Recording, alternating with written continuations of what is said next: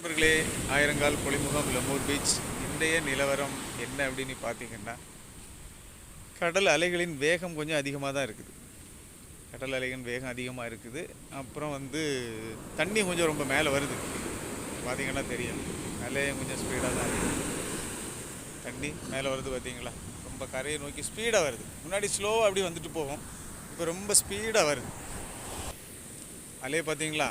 ரொம்ப ஹைட்டாக கொஞ்சம் ஸ்பீடாக அடிக்கும். ஸ்பீடாக அடிக்கும்போது என்ன ஆகுன்னா, அந்த தண்ணியோட வேகம் அதிகமாகி அப்படியே ரொம்ப ஸ்பீடாக கரையை நோக்கி வந்துட்டு இருக்கு. சரிங்களா?